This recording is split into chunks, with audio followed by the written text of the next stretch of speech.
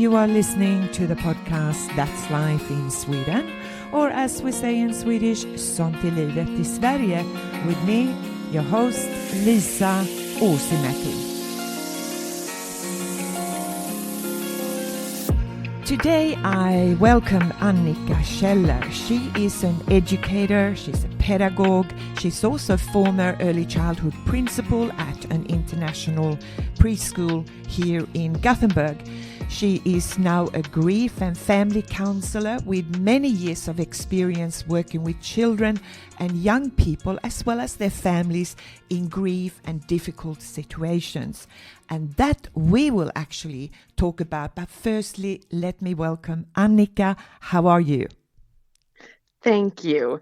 I am fine. I'm really honored to be part of your podcast. I'm really looking forward to the podcast interview with you, considering what happened here in Sweden just a couple of days ago. We experienced, of course, the first major school shooting in Örebro that has shocked the entire country, not only because the shooter was a 35-year-old man that the media then referred to as a loner.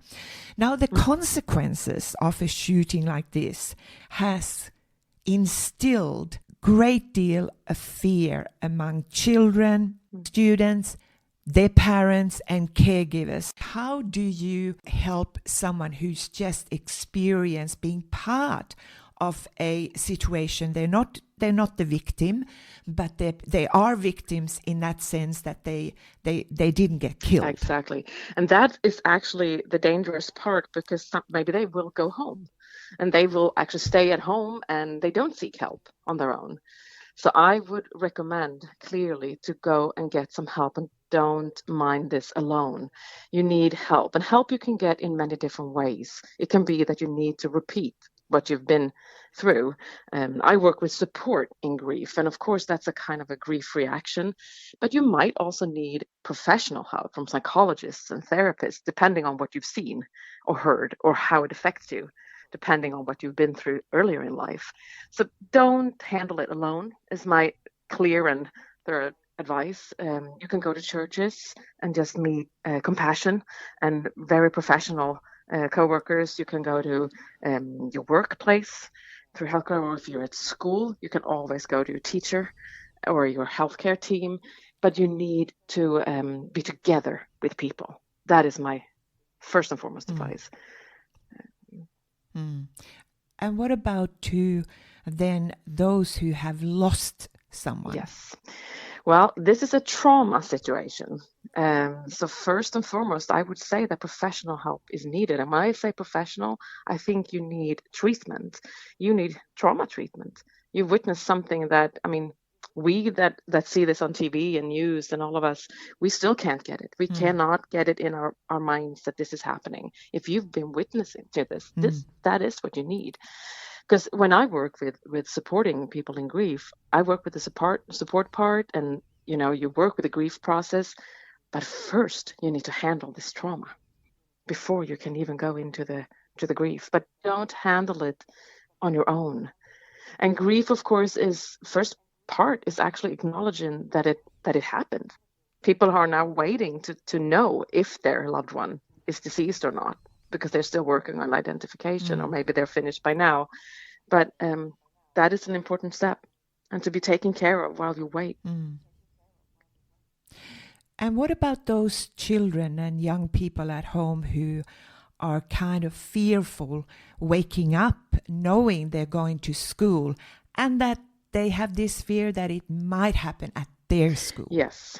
And that is the difficult situation when we live in the society we do, an open society.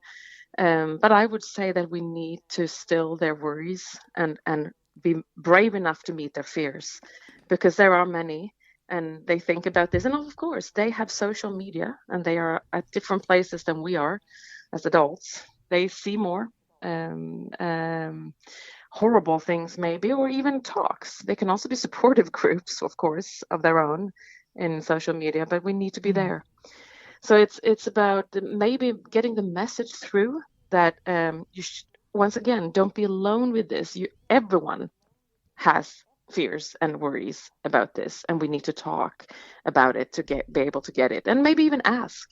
I'm pretty sure that all the schools today are updating their routines, and some have started all their exercises of this horrible violence. So hopefully they will get a chance to ask more. Maybe they just need to feel safe, even in routines. What will my school do if something like this happens? So practical help is not bad, as well as talking about the situation, opening up. And if you are so there are different processes, not only how you approach the conversation with children, especially I'm thinking about young children. Yeah. And what I'm thinking of the youngest children here. That's another, I would say, interesting thing, because they hear a lot more than you think, and they pick up a lot more. So you cannot forget about them. And for me, it's not a straight answer, because, of course, if you have siblings in the family, older siblings, you will hear all the different words.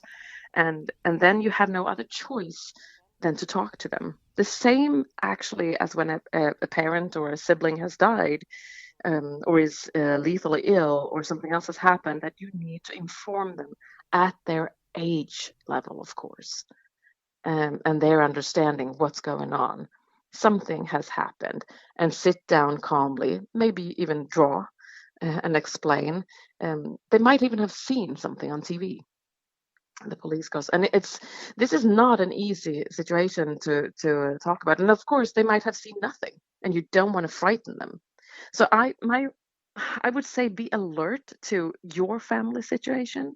If you have older siblings that are in this situation and talk about it all the time, then you somehow need to involve your younger child. Otherwise, you can always talk to the teachers at the preschool. How do they do it? Can I get some advice from there? If they might even have exercises for children now to try and handle it, but it's not easy, because what you don't want to do is to create more fear, but you want to meet the worry. So it's a thin line. My first and foremost advice: play with the children, play and get your own flow, so you get some relaxation in your body, because the play is the best way to reach each other and to reach myself. And if you're a teacher and you're working with young children, then you definitely can play to find out what they know about it, so you can get some kind of control of what you're going to do next. But you also get some time to breathe and think, but also talk to your colleagues. If you are a teacher for older children, don't underestimate the power of play for yourself and for a game. Go out in nature, do something unexpected that will calm your nervous system.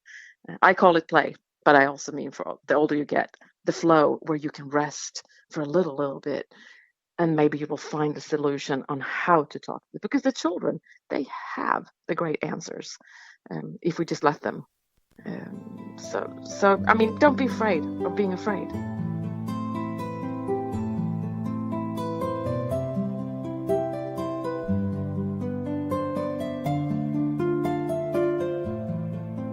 You are actually an early childhood teacher. Why did you become an early childhood teacher?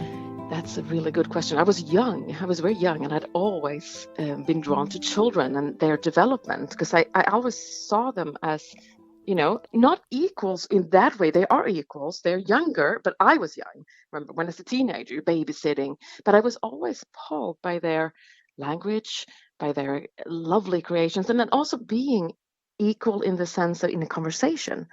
And so I started reading a lot of books, actually, as a teenager during high school, about child development, and understood slowly but surely that of course they're equals.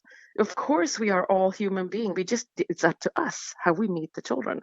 And then I applied for college and the preschool teacher program, as it was called then. And this was in the early 90s. So it's a long time ago, and of course I've loved it from the start.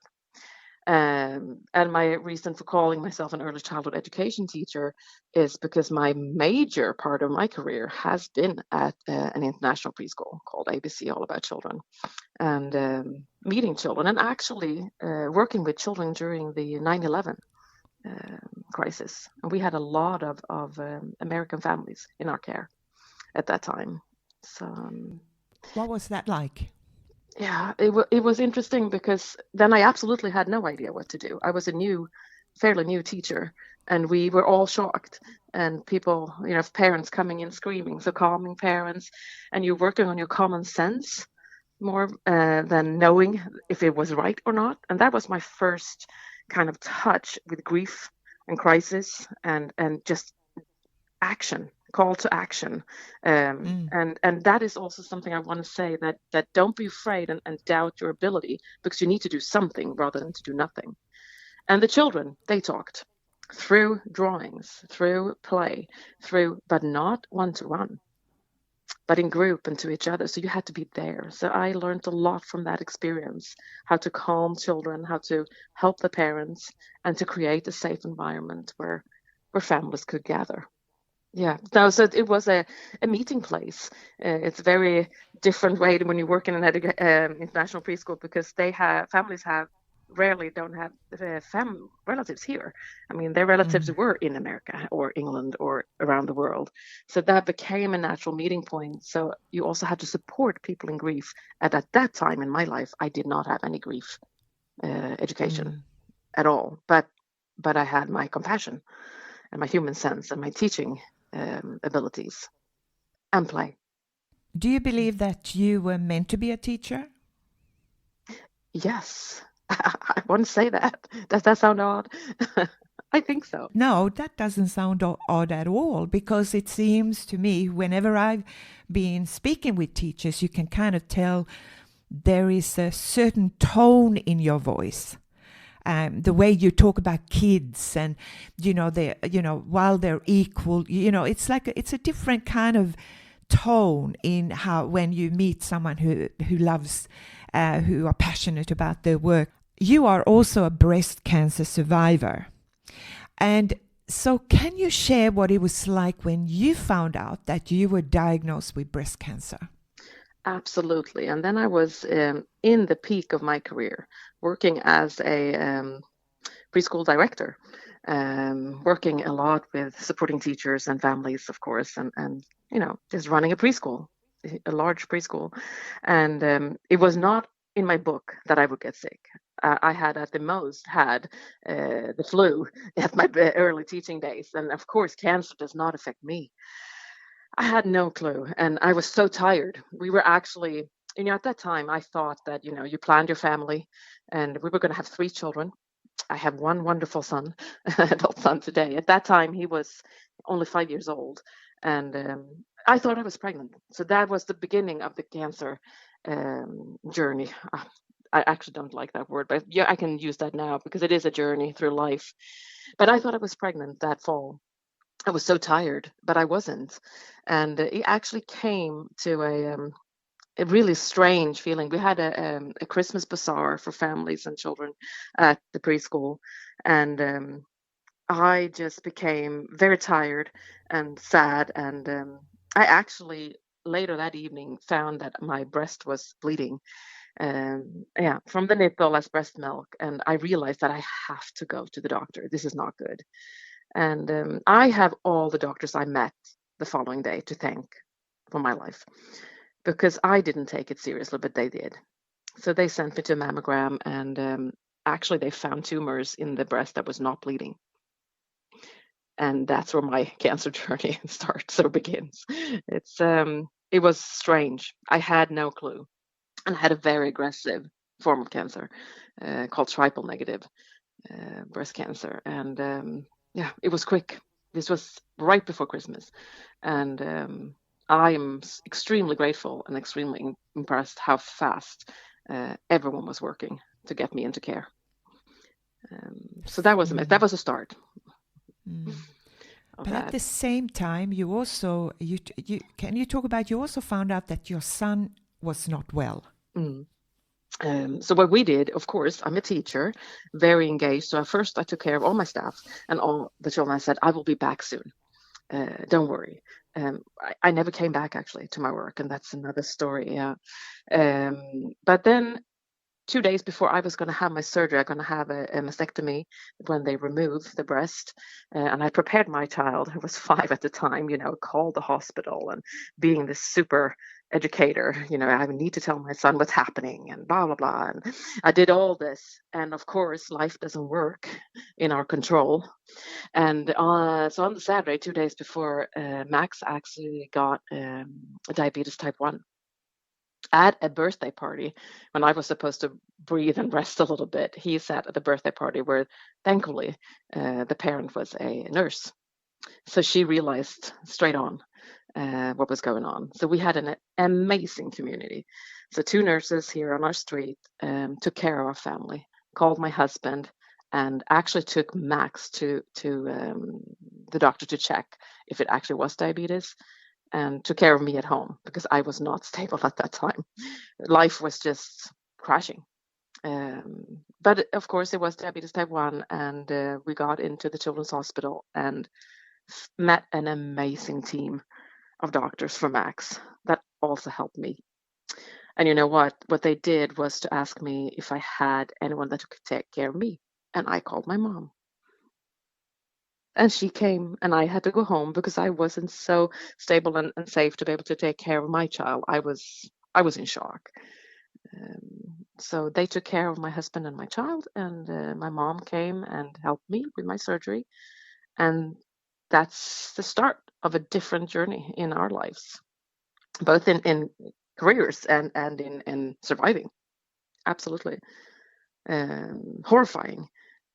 I couldn't take care of my child because I missed all the information. Parent Max, they were at the hospital for 3 weeks, and I came home, and in the middle of a snowstorm, and all of a sudden you're alone. You just realize that my family was gone, and we had an amazing community helping us, but our family was forever changed because it became a surviving mode of 2 major illnesses. And it's something we can laugh at it. We've always had a great sense of humor. We can laugh today that it was like being in a hospital at this house with different, boxes of medical treatment items and helping each other.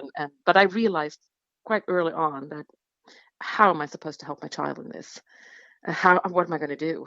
Because if you lose all yourself, all your ability to know that you are a good early childhood educator or director, or I had no self-worth in that first. But apparently, due to the career I have today, I did. So somewhere in my base knowledge was the most important part of being honest to our child, but at his age level, of course. And I've never regretted that advice that I gave my husband, and we worked with that. Be honest, but don't frighten him. And today we have a lot of research that support that way of meeting young children. Yes. Yeah.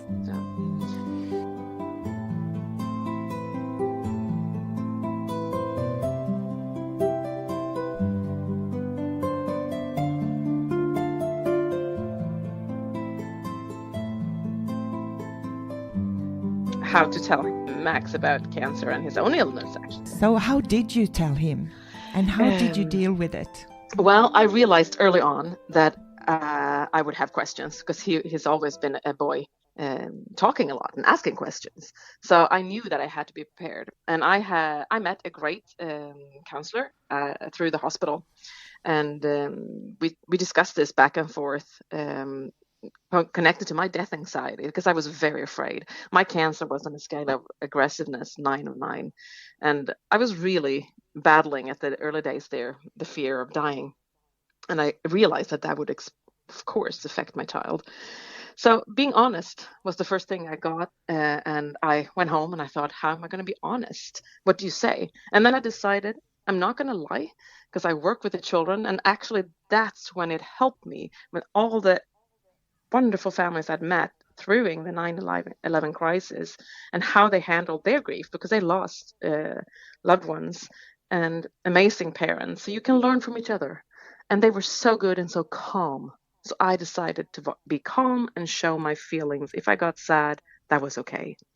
And explain every step of the way. And of course, I prepared like an 2-hour talk, which we know that a 5-year-old is not interested in. So that solved itself, because he told me one day early on, he said, "Mom, my soft animal toy here, it was a fox, says that you're going to die. Is that true?" And that was it. Then I was right into that conversation and I had no way out. And I thought, okay, you're not going to lie. So then you say, "No, that is not my plan. And the doctors are doing everything they can to help me." And then I was going to explain, of course, that you don't really know. And how am I going to do that? But he was satisfied. "Okay, thank you." And I had not been lying, because it wasn't my plan. And the doctors were doing everything they could. And I realized I have to do this step by step if it turns out that the treatment is not working. But at that point, treatment was working. So that wasn't my plan. But of course, we had more discussions about this, because, like I said, many years went on. I got cancer free.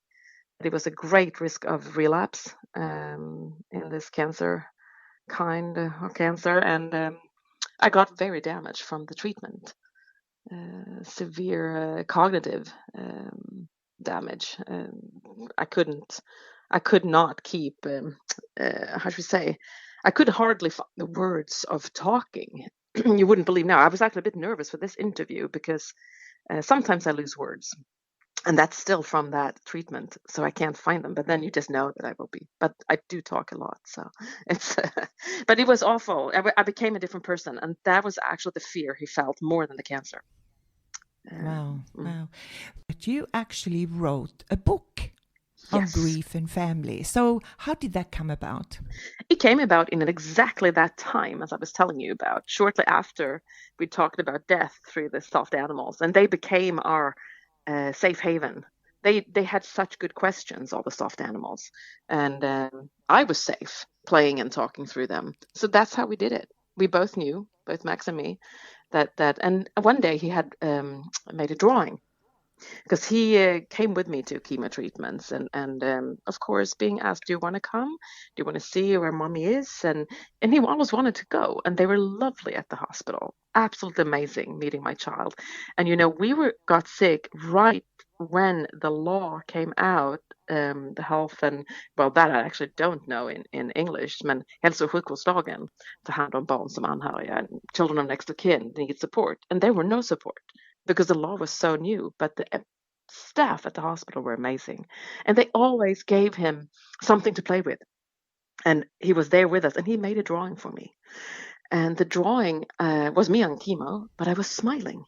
My face was a smile, and I thought, wow, there must be something in this that he still finds is safe and good. And that's how the book started, actually. And that's when we started to visualizing stories together about, Star Wars stories about fighting the good and bad, and playing and all. He wanted to be the bad ones, the Darth Vaders, which mommy didn't like at that time, but we did. No, of course I did. We played in all different ways you can imagine, and told stories. And that's where the origin of the story is, because it comes from resilience. The amazing thing to watch a child go through all this. He went to school every day, and he had his own illness, and he had the fear of me dying, which I found out many, many years later. Yes. So that's the story. He wanted to be strong. Yeah. He wanted to be strong. Exactly. And we knew that he was grieving somehow, but story kind of grew in my mind throughout the years. And then I wrote it down. And many, many, many years later, when I've started my own company and actually sent it in to the publisher, it actually became a book. Amazing publishing company. And so here it is. In English, it's called The Grief Muddle and the Spark of Life. So it's exactly that, the hope for the future. And, any child, I mean, in this book, the grief is, I've worked a lot with families being bereaved from death, but a grief was so enormously huge for Max himself handling his illness. And that's when I thought grief is so much more than just being connected to death. And of course we know that, but we rarely talk about it. And you started the interview, we talked about what happened in Örebro, and I can't help think, grief. Where's the grief in all the people, but also this man all alone in life? What has happened? I don't know if it's grief. I have no idea, but I'm thinking like that. And I meet a lot of children today and young adults in a similar situation talking about grief, and it's always grief. There's always something. So has become my life mission, to kind of inform that you don't have to be alone. You can get help. There are many wonderful people out there helping, not always the amazing professionals, but it can also be your neighbor or your relatives or a friend's parent. So the book is about that, and that you can identify yourself with a character. Maybe it's easier to talk about your grief when you don't have to talk about yourself, if you don't want to. When you're talking about children, I'm thinking about the young people who we're all turning to social media. We're kind of relying on social media, even for company. I mean, it's just bizarre how much, there is so many AI robots who is your best friend. Yeah. Yes. It is. So, when you mention the young man who committed this horrendous crime, what on earth had happened to him, and why is it that have we become that cold in our communities that we don't see each other anymore because we're so busy looking down on our phones? That is my fear. That is my biggest fear. And there is no excuse for what he did. I just want to really press that. But of course, as an early childhood educator, I think you start and think in a different pattern. Where did it go wrong? What happened? And is that society to blame? Part of it? Is it, like you said, that we are so, and you can connect that to, I sometimes get appalled to see all these mobile phones up and you don't, looking into your child's eyes. It's so important to be there. And that's a different interview. I can talk about it forever, but especially when it comes to grief, you can see that in families, that when something awful happens and grief moves in, or here, as I've called it, the grief mud, things change and communication gets completely broken. And you need to build that trust up again to be able to communicate about the difficult things. And you can, and families are amazing. But sometimes I wonder, if children are left alone, what effects does it have later in life? We know through research, and it's horrendous effects of depression. And so, of course, my thoughts are going that way. What happened? And whatever happened, we need to make sure that does not happen again. Or at least we have to have that thought of hope that we can actually change something here. And this is sadly a horrifying eye-opener. Can you talk about your involvement with, in English, it's translated Children's Foundation in Stockholm, or Stiftelsen Allmänna Barnhuset i Stockholm? Yes, and I actually had to look that up for this interview. The Children's Welfare Foundation in Sweden, so they don't get angry with me. Oh, okay. Yes, it's an amazing foundation. Their work, so they conduct and support, promote awareness and research and development of all kinds of fields of child well-being and welfare. And I am really honored to have worked with them. I have had my own company for 3 years, and I was asked early on to be a consultant in their bra samtal, or bra talks. This is like barns rättigheter som anhöriga, next of kin and their rights to be recognized as when something has happened to a close family member. And that can be all kinds of different situations, including death and grief in men. But grief is a greater part of it. So I think my consultancy was about grief and being an early childhood educator. So you were working with children, 3-year-olds. Yeah, 3 to 6, you can say in this. When I work with families in grief, I work with children from infants and up. But when it comes, and I work with the parents, of course, how do you Yeah. meet the children in your family? Teachers, but yeah, young children that need, and basically, I should just say, they need to be informed due to the Health and Care Act or Hälso- och sjukvårdslagen. They need to know, children have to know that they have the right to get information and support in all these situations. And that is what a bra talk is all about, through play and it's amazing material that's coming out. It's still on a trial, but it will be coming out soon. I think it sounds fabulous. It just sounds great. So tell me about your business. What do you do? What do? I do everything. No. Yeah. The base is resilience. I usually say that sometimes I get the question, how can you work with grief all the time? Well, I can because I work with lighting sparks of life and create hope for the future. That is what I do. And I do it through lectures, through consultant services out of preschools and schools. I lecture. Now I have my own book, and I have a lot of new words for grief in it, based on the children's words, because I work with a lot of playful methods to reach the individual child. So they have all been helping me with the book. So I lecture. I work a lot with handling children's rights questions due to when something difficult has happened. How can you reach out? So the word how do you do it? You know you're supposed to do it, but how do you do it in action when you are afraid? So I'm out and about a lot, both locally and nationally. But it all handles hope for the future and resilience. I also meet families in direct support when I have time. Now, you're also involved with the local breast cancer association, Johanna, here in Göteborg. Can you share the importance of the association to you personally? Yes, I'm still a member.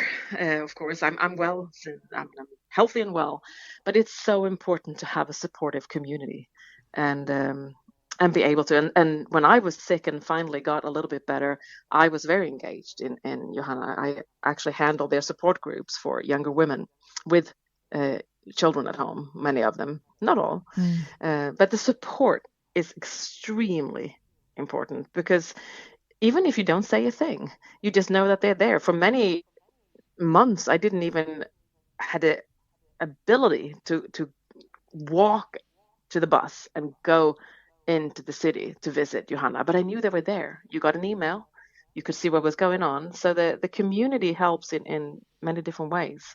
And when you finally could get yourself in there and treatment plan wasn't as bad, then of course you met people that knew exactly what you're talking about. From pain to fear of dying to just handling treatment issues. And that is a safe haven.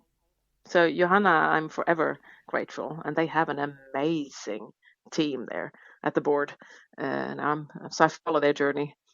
And also have the privilege of lecturing once in a while to families and children.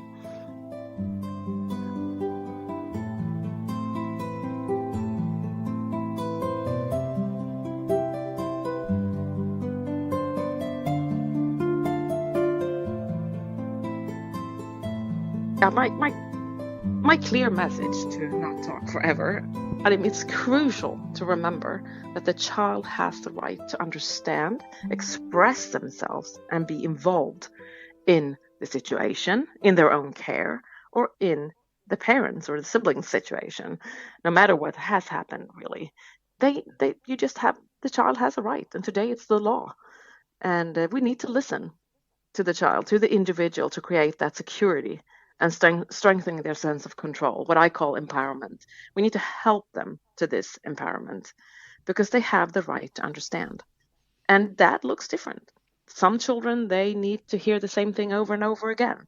Other children, they need to hear it once and then they feel safe. So we cannot, it's not about doing this thing one time. You need to constantly be there and open up and create an environment where they feel safe enough to ask questions. And they might not use the spoken word, it's actually quite rare that a child will come up and just use the spoken word. You need to help them with different kinds of languages. Now I'm a pedagogista, Reggio Emilia, so of course I talk about the 100 different languages that you can talk to a child in, and that is our responsibility as adults. We cannot wait. They look fine. We will talk to them later. No, you have to help them. And as adults, we too need to make sure to check how we are feeling.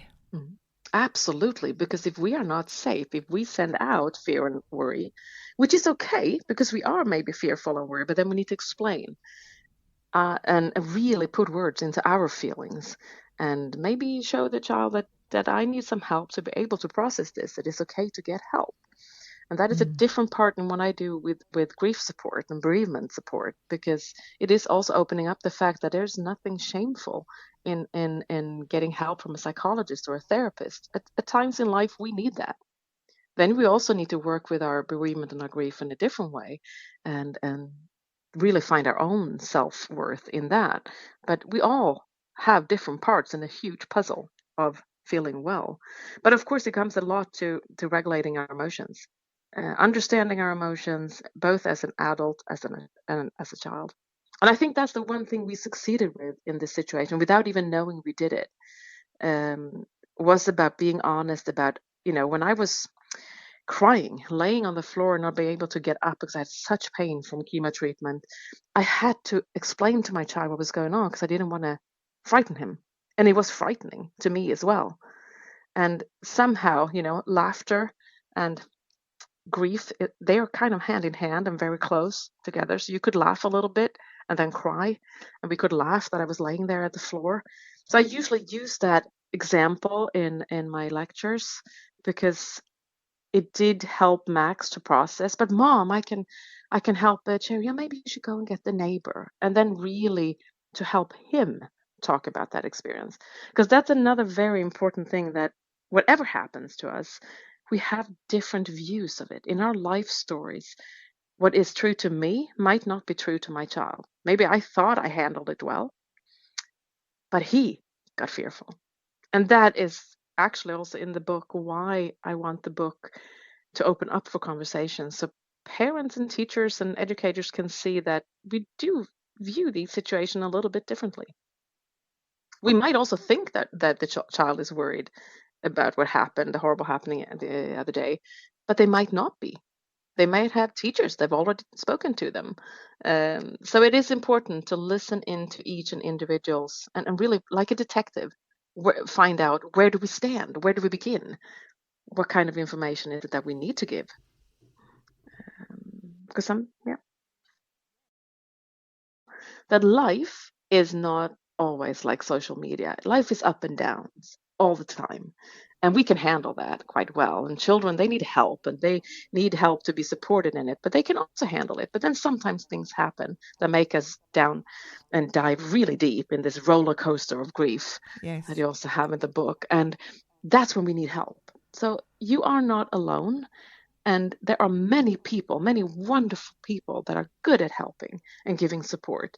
And that even if, they should know that adults can be insecure as well. But it is possible to feel good and great again in a different way than it was before. But it is possible. And that's what I want them to know.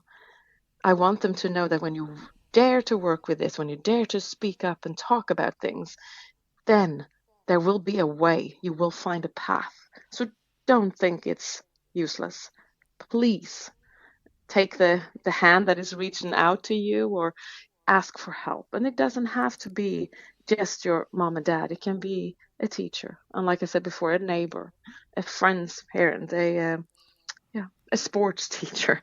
And just reach out. You are not alone. This is normal. And I think that's the most important message, because children think that they have to carry it all. And sometimes they don't even know that they have a grief reaction, of course. So when you don't feel, so you need to know that there are a lot of help to get. So what are you doing next? So you have the book, I guess it's being marketed, and are you having are you having talks somewhere or? Yeah, I am. I am lecturing a lot based on the book. And of course, in handling grief reactions in children, and especially how you build the resilience, and actually how do you play to do all these things.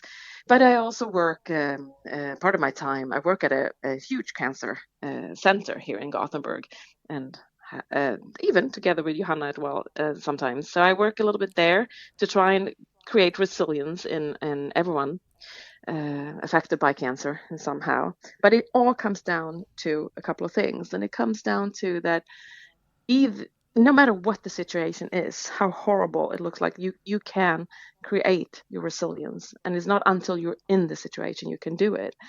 And I'm a living proof of that. And I've met so many families that are proof of that as well. So my next book is coming out soon, actually. Okay. It's actually finished by text, but now it will honor my son because it will be about diabetes type 1 or type 1 diabetes. You can say it both ways, and grief. So it's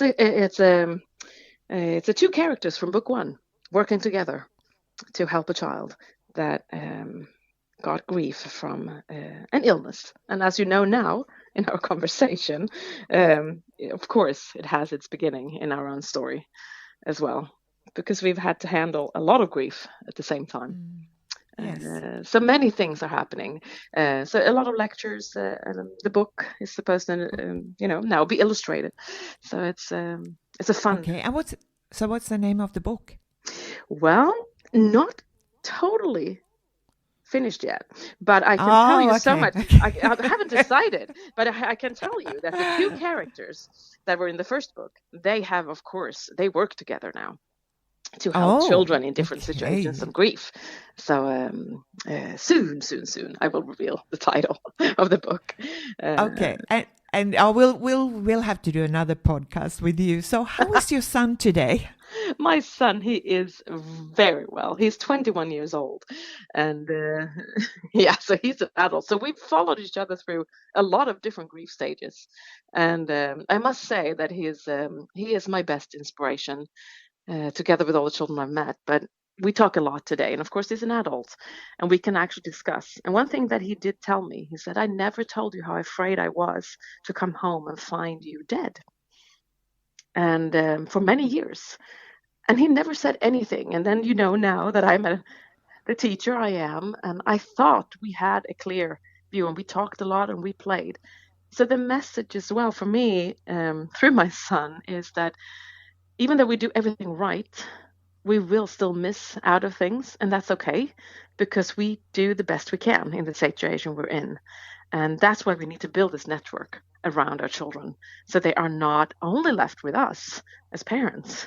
It's so important. And I can see that on him today. So he is actually that network for other children. He volunteers at diabetes camps to help children diagnosed. And he is a coach in basketball, coaching teenage girls. Amazing coach, if I could say that myself, but I am of course the mother, of course, the proud mother. But so he has taken a different path, and he is resilient himself. It has been a rough year. It has been hard. It has affected his school results, all this grief. But he has really, with the help of our community, everyone in it, amazing. So he is resilience. Annika, it's been absolutely wonderful to speak with you. I thank you so much for your time, and we will definitely return, and because I'm curious about the second book and maybe touching some of the issues that we have talked about today.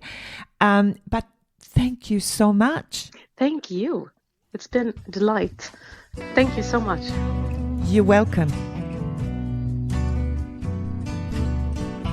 And you have been listening to the podcast Sånt är livet i Sverige, or in English, That's Life here in Sweden, with me, Lisa Åsimäki. Till next time, take care of yourself and each other. Bye for now.